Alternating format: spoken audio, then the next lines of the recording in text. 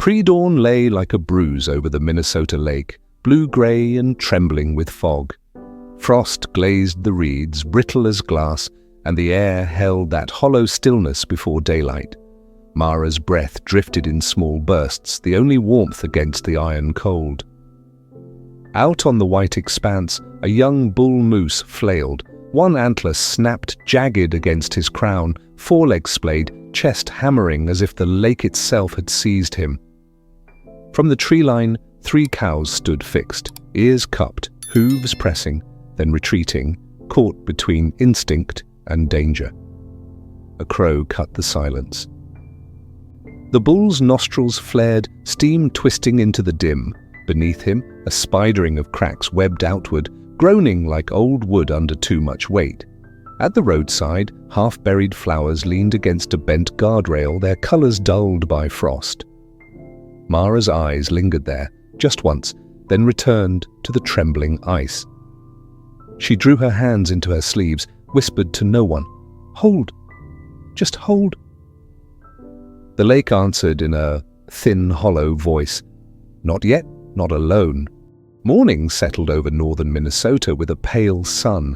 In the last 2 weeks of winter, nights froze hard, and mornings hovered near -5, while afternoons flirted with melt that turned roadside snow to lace. Fog pooled at dawn and blew apart by noon as the wind scoured the flats. The lake lay shallow near shore, then dropped abruptly to a darker shelf mid-basin. A narrow creek shouldered in beside Mara's family home, threading the reed bed with slow, tannin water.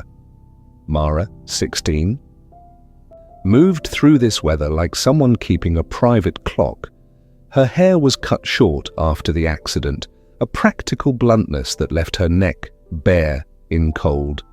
The faded team jacket she once wore to games now hid under a heavier parka, its stitched letters ghosting through at the cuffs. She slept with the window cracked and kept her room cold enough that breath showed when heat kicked off. Flat shoreline stones lined her windowsill, sorted by quiet colors. She rarely spoke. When words came, they arrived soft and careful, like setting a cup on a table you did not own. At intersections, she paused even on foot, eyes tracking the angle of distant headlights, listening for the thin hiss of tires on wet pavement. The guardrail on the access road wore a long scar, warped metal pressed inward, as if a knuckle had dragged across it. A hubcap slept in the ditch all winter, a blunt moon under ice. Passing it, she kept her hands inside her sleeves and whispered, "Not today." The herd's habits had shifted with the strange winter. In other years, the cows traveled a ridge that skirted Mara's road, a safer, longer line through balsam and birch. This season, they tested a shorter route along the sedge flats beside her yard. At night, their breath braided pale above the bulrush, a drifting rope that unspooled and vanished. Hoofprints pressed coins into the crust, flattening stalks in a pattern that changed with each wind. From the bedroom window, she watched them hesitate at the creek mouth, then turn as if measuring risk against hunger. "Late thaw," the omniscient voice offered, "makes liars of lakes. Rotten shore ice looks solid and fails without warning. Ungulates can spread weight across 4-splayed hooves, but once a chest goes down, the water grips and chill taxes the body by the minute." The young bull wore his first rut like a half-finished suit, muscles built for autumn bravado, not spring's glass. The broken antler, likely sheared on ice, or a remnant fence left at a property line. Facts did not harden the air, they only made the cold more legible. In the shed, 2 old construction planks leaned behind a coil of garden hose. 8 feet, weather grey, one end beveled, where a half-built dock had stalled years ago. Mara ran her palm along the grain sometimes after shoveling, feeling the ridges catch on dry skin. "You'll do," she said once, surprising herself with the sound, then closed the door before the motion light could bloom across the snow. She wasn't planning a rescue, She was gathering steadiness the way some people gather heat. By afternoon, the wind laid cat's tongues across the surface, slick patches that gleamed blue under thin cloud. The shallow margin near her steps rattled with trapped air, while the mid-lake shelf stayed darker, the color of a bruise under clear skin. Where the creek entered, brown water feathered beneath the ice and thinned it in a long oval. The geography drew a map only patient feet could read. She learned the shapes by listening, not entering. They were coming closer, not to her porch light, but to one another.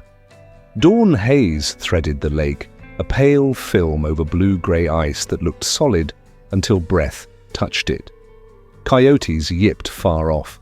On a thin plate mid-shallows, the young bull moose lay chest down, forelegs spread, hooves rasping for purchase that wasn't there.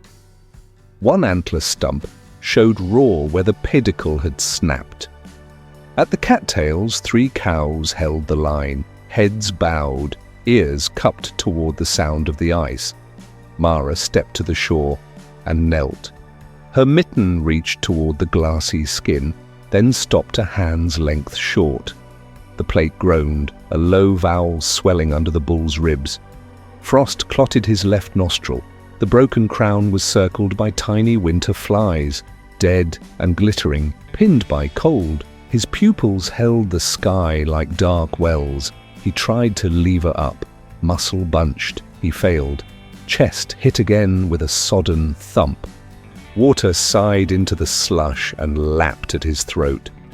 She slid her phone from a pocket. A starred contact waited. The rehab center, 2 towns south. The rules came with the number. No private intervention with large wildlife on ice. Risk of multiple deaths. Wait for trained crews. The cows stamped once, like a metronome marking dread. Mara's thumb hovered, then lowered. "Hold on," she breathed, not to the bull, but to the ice. "Please, hold." The bull tipped his chin and exhaled a thick rope of steam that drifted sideways, pale against the fog. Beneath his breastbone, the ice whitened into fine stress lines, a net tightening. A hollow tick-tick carried through the water and into Mara's bones. Her boot slid back a fraction without sound. She did not speak. Then softly, to the unseen depth, she offered a single syllable. "Easy." The oldest cow's ear twitched, the others matched it like a chord. On shore, the shed door showed a thin wedge of shadow around its frame. Behind it leaned 2 old construction planks, 8 feet, weather grey, one end beveled where a dock had almost been. Mara pictured them not as a bridge, but as rails, lines of suggestion rather than weight. A corridor the herd could read. "Not to me," she whispered, eyes on the matriarch. To her. The idea rested in her chest, like a small animal folding itself warm. The crow arrived like a thrown stone, wings clapping the fog. It landed beyond the bull and tugged at a frozen reed. The bull startled. The plate rang. A circular fracture raced in a bright ring, and black water shouldered up through the split. He gasped, mouth open, tongue slick with melt. The cows surged a step, then locked still on the matriarch's command. Mara swallowed air. She backed from the margin to the willow's thin screen, letting its whips right the wind. The phone buzzed once, an alert from school about buses on delay. She silenced it. "Not now," she said, as if sound alone might fracture what the ice was trying to hold. The bull's sides heaved. He set one foreleg, slipped, set again. A soft moan rose from his chest, almost a calf's sound. The cows answered only with stillness. The omniscient facts drifted in like breath. Shore ice rots first. Thin plates carry sound farther than strength. Weight must be distributed, not forced. The youngest cow shifted 2 inches to the left, widening the stance that spread her load. The eldest kept her face toward Mara, gaze steady, as if drawing a bright boundary in the air. Mara felt the lesson, not closer, clearer. She nodded barely. "I see it," she said. Beyond the willow, the shed and its planks rested in possibility. She imagined sliding one onto crusted snow parallel to the edge, far enough from danger to be read as a lane, not a promise. A straight line, then a second, offset, pointing toward the tongue of thicker ice she had mapped yesterday. "A path to understanding," she muttered, surprised by the shape of the words. Not a bridge, a sentence they can finish. A raven called from the far spruce, deeper than the crow, and the sound rolled across the plate like a thumb over a drum. The bull blinked slow. He turned one ear toward the matriarch. She lifted her chin almost imperceptible, and the two younger cows adjusted, creating a gentle push of water under his chest. He felt it. His hooves scratched, found the rough of refrozen crystals, gained an inch. "That's it," Mara whispered. "Take the line." A bus hissed somewhere on the far road and went quiet. The fog lifted one veil's width. Mara stayed on her knees, the willow hiding half her shape. The phone lay face down in her pocket. The starred number waited like a door she might open and might not. "We wait together," she told the cold, and her breath unspooled thin and white. She cannot lift him, but maybe she can teach the ice to hold a shape. Over the next mornings, the lake taught in small voices and changing light. Mara listened to temperature like a language. The thermometer said -7 before dawn, then rose to 0 as a thin sun glanced off the flats. By noon, the wind was up, combing ripples under the crust and bending the dead reeds to a soft rattle. At dusk, the cold returned, and the lake darkened from pewter to slate, the edges stiffening as if regret could freeze. She stood on the bank and read textures. Snow that sounded dull meant weight might spread. Ice that sang meant a hollow place, waiting for a mistake. She marked a shallow arc from cattails to the thicker tongue near the point, a route the eye could follow without stepping where water worked below. She brought the first plank at grey light, sliding it onto crusted snow parallel to the edge. It weighed less than memory and more than fear. She did not push it onto the plate. Instead, she left it where hooves could see a line. From the reed fringe, the cows watched, breath lifting like pale ropes. The matriarch lowered her head and tested the snow with 2 neat taps, then drew back until sound stopped moving. Mara stepped behind the willow to soften her shape and waited with hands tucked into sleeves. Only the air spoke, only the plank pointed. The bull noticed the new pale line and lunged, chest striking, nose flinging slush. He drove toward the board as if it might be something to climb. The plate rang and a fresh circle of cracks spread like white lightning. "No," she said, barely sound. "Not there." The cows rumbled low, a sound felt in ribs more than ears. Mara remembered hands on a wheel, knuckles slick, the sudden slide. She let the memory pass and kept still. The bull panted, steam tatting the air. He settled with a rough groan, eyes on the cows again. At first light on day 2, she added the second plank, offset by an arm's length, so the 2 lines made a lane the mind could follow. She scored faint grooves across the grain with a pocket knife, thinking the texture might catch sun and shadow like stitched corduroy. She scattered sedge seed along the lane, not as bait, but as a cue the wind might respect. A gust came anyway and smudged the sprinkled line into commas. She adjusted, laying the second board at a slight angle to account for drift. "Read this," she murmured to the matriarch, though the cow was far, and the words were simply breath. The eldest cow moved to the left flank and stood just off the edge, weighing the crust with care. Her mass sent shallow waves beneath the thin plate, a slow lift under the bull's chest that asked him to try without panic. A second cow took a windward post, shoulders quartered against the gusts so the lake surface stayed smoother where the lane began. The calves practiced short, precise steps along the packed snow, watching their mother's ear for the smallest permission. "You lead," Mara said, palm open at her side. The bull's forelegs scuffed and found a ribbon of refrozen crust. He slid forward the length of his own skull and rested, sides heaving. At night, Mara oiled the boards in the shed and marked shallow crosshatch grooves with a patient hand. She wiped salt from her zipper so it would not chime and startle watchers. She turned the motion light to off and moved by headlamp cupped in a mitten, the beam low, the snow unglittered. "Quiet work," she told the dark. "Do your part. I'll do mine." By noon, a thaw chewed at the lane's middle and turned the surface to slush that sucked at hooves. The bull's head sagged until his muzzle brushed water.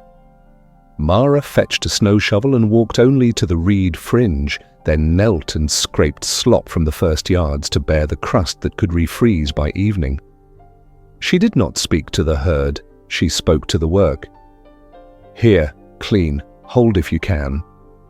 The matriarch watched her and did not move closer. Respect drew its shape between them like cold glass.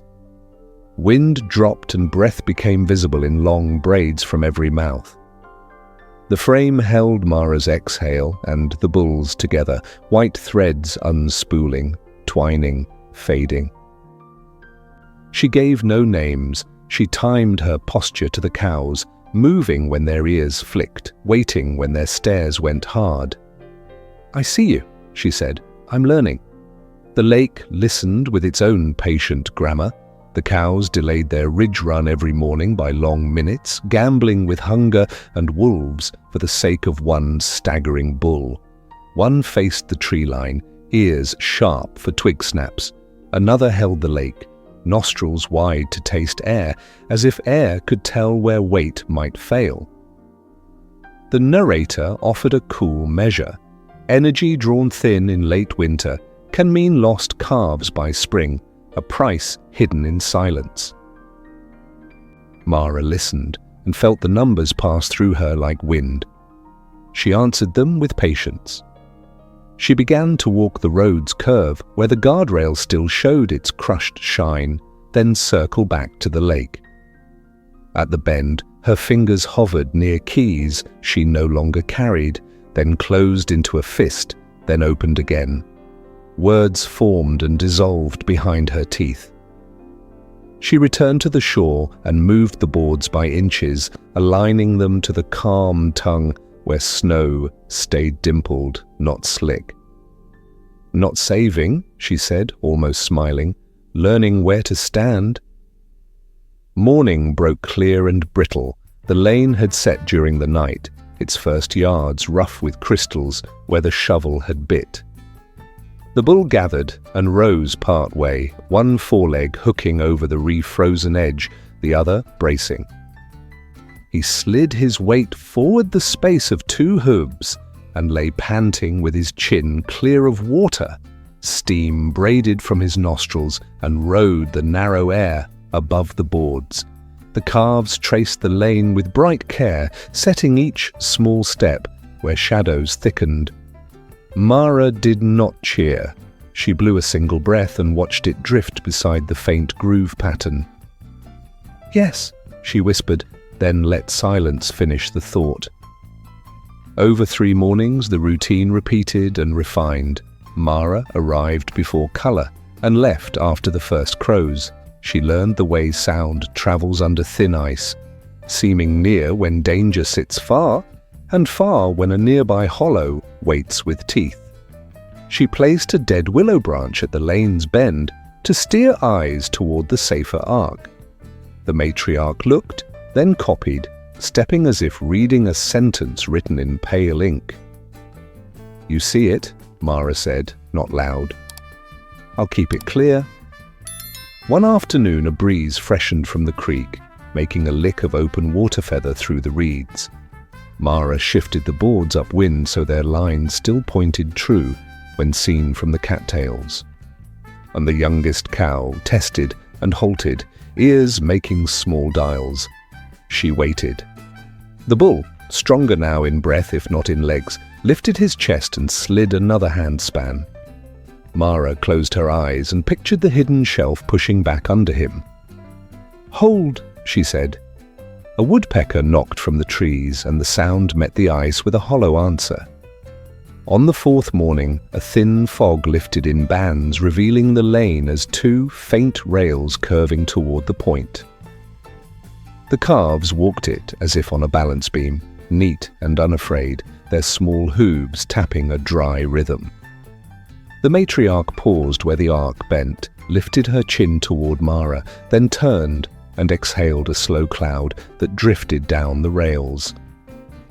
I'm here, Mara answered, though what she meant was that she would not come closer. Her palms stayed open at her sides. The bull managed a half rise and held it, eyes on the oldest cow, like a swimmer watching ashore. When the sun cleared a rag of cloud, the lane showed itself, and the bull inched until his chest rested on rough snow, while Mara, still behind the willow, lowered her eyes and let their method unfold without her hands. The boards never touched him, and yet they were the first thing that held him. The neighbor's snowmobile coughed alive like a chain pulled through gravel. Sound tore the fog and hit the lake in hard pulses that bounced under the thin plate. The cows bunched, bodies angling, breath knotting white in the cold. The young bull's foreleg skittered and slipped, a wider ring fractured around him, black water shouldering up through white like oil. Mara turned from the willow and stepped to the shore edge, one palm lifted. Stop, she called, voice steady. Please, off. The man, Miller, from the end of the road, red cap, shoulders hunched, looked from her to the moose and back. He hesitated. I can tow him, he shouted, engine gunning once. Rope at the shack. Mara shook her head, once, deliberate. Kill it, she said, and pantomimed a slicing cut across her throat. He met her eyes and understood, thumbed the switch. The machine died. The silence rushed back like water into a hole. Sun slid out from behind a thin cloud and made the surface bright, cruel. Melt accelerated along the lane's belly. Slush rose, glittering, then collapsed into grey. Time narrowed to breath lengths. Mara's mouth went dry. Hold, she whispered to the ice, to the bull, to the cows, to anything that might listen. The matriarch stamped once and listened to the answer come back through her legs. The bull tried to lever up and failed, chin dipping to the brash. A low moan bled from his chest and stiffened the air. The calves shifted behind their mothers, ears cut like leaves. Heat had a scent, wet iron, rotting weed, and it climbed with the sun coin. Mara dragged the nearer plank 2 inches to sharpen the visual rail. Panic surged. She pulled the board again, and the bevel kissed punky ice with a quiet, traitorous clink. A hairline crack zipped outward from the touch, a white zipper racing toward the plate. No, she said, and jerked the plank back onto crust, heart pounding loud enough to feel in her fingertips. She stepped behind the willow, forced stillness into her shoulders, and lowered her gaze. I'm done, she breathed. You show me. The matriarch moved first. She stepped onto the outermost safe patch along the arc Mara had been mapping for days, precise as if measuring with a ruler only Moose knew. She stamped, waited, listened. The sound that returned was dull, not singing. She gave the smallest lift of chin. The younger cow, to her right, slid her forelegs forward and held, sending a microwave beneath the thin plate. Water rose under the bull's chest like a hand. He felt it. He kicked, not wild but testing, and the water answered again. "That's it," Mara said, voice barely air. The third cow took the windward side and quartered her shoulders to the breeze, smoothing the riffles that could add unpredictable flex. Together they became a slow machine that changed the lake's shape under the bull.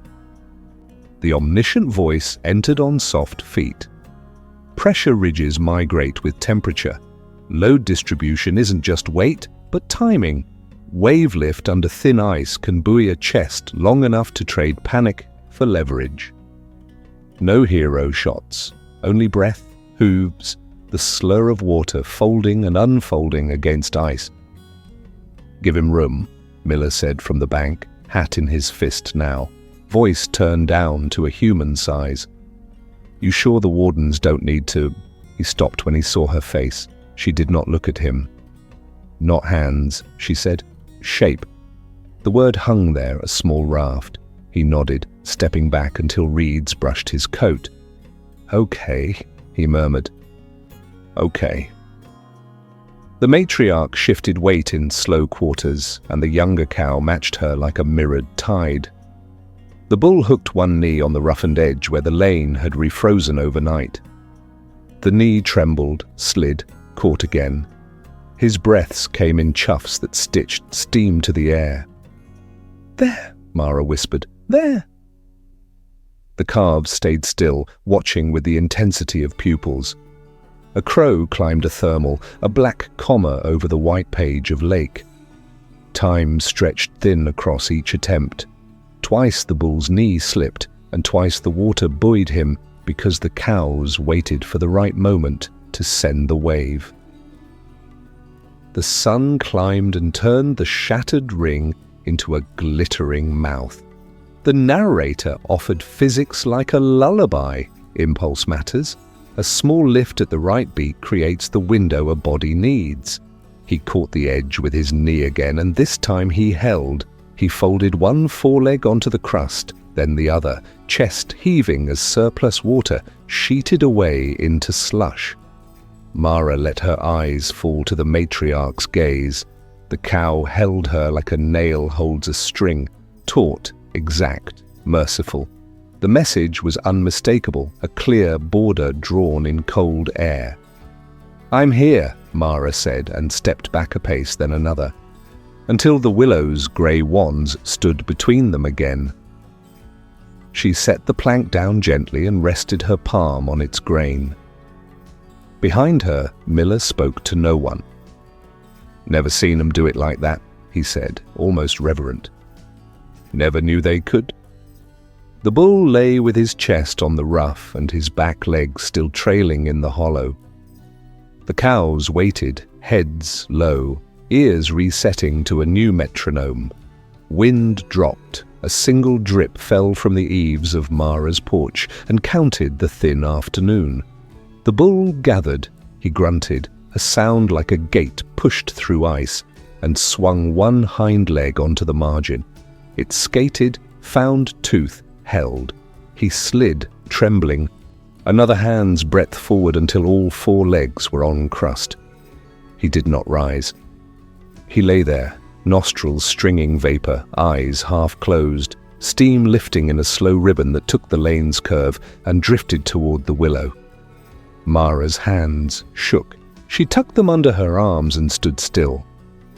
"You've got him," she said, and meant the herd, the lake, the quiet rules she had been learning without a classroom. The matriarch's head came up. She looked from Mara to the bull and back. Her ears tipped once, the smallest decree. The younger cow turned to face the tree line.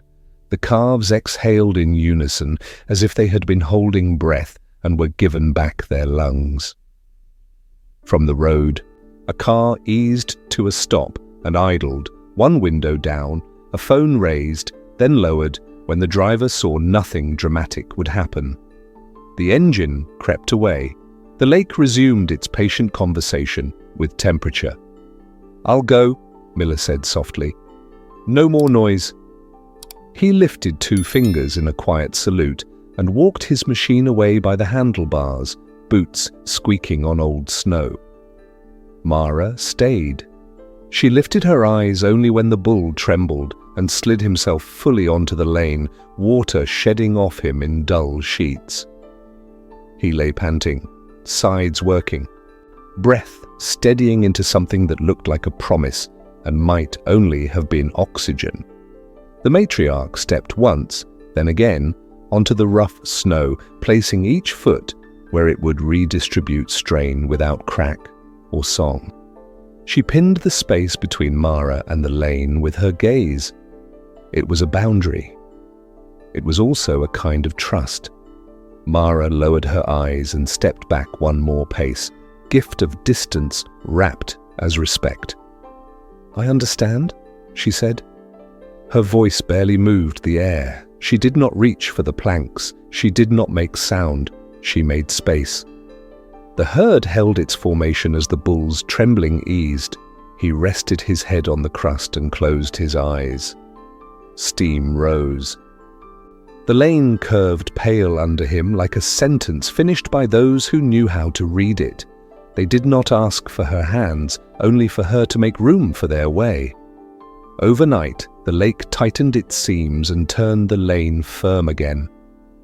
At first light, Mara dragged both planks fully onto land and set them parallel to the shore, not as a bridge, but as quiet arrows. They pointed where safety lay and where responsibility stayed. She brushed frost from the grooves with a mitten and stepped back into the willow's pale screen. "No promises," she said. "Only grammar." The matriarch watched from the cattails, ears half forward, measuring the change. A thin cloud filtered the sun, the surface dulled from shine to workable grey.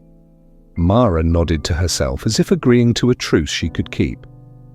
She left footprints only on grass, none on ice. Then she began the small work. Along the reed margin she collected a tangle of candy wrappers, a crushed bottle cap, and a coil of orange fishing line snarled into winter grass. She cut the line with pocket shears and coiled it tight. "Not for you to wear," she whispered, eyes on the calves. In an alder, she found a wire loop, half buried in bark where a fence once leaned. She twisted it free and tucked it into her coat. No applause came, only a woodpecker's patient metronome. By mid-morning, the air steadied around freezing, and the lane, now entirely on land, read like a sentence waiting for its subject. Mara stood with hands open at her sides and spoke softly to distance itself. "I won't lead," she said, "but I will listen." Her breath made a thin thread and was gone. At the cattails, the matriarch tested the path with 2 deliberate steps, then paused, head angled, to catch the lake's reply. The younger cow followed, leaving clean, oval prints on rough snow. The calves hesitated, muzzles lifted, as if scent alone could weigh the ground. When the matriarch's right ear twitched, they moved. The bull pushed up from a long breath and stood, legs wide, knees shaking. "Easy," Mara murmured. "Take the slow way." He set his 4 feet onto the refrozen rough and followed the matriarch's angle, not the straight line.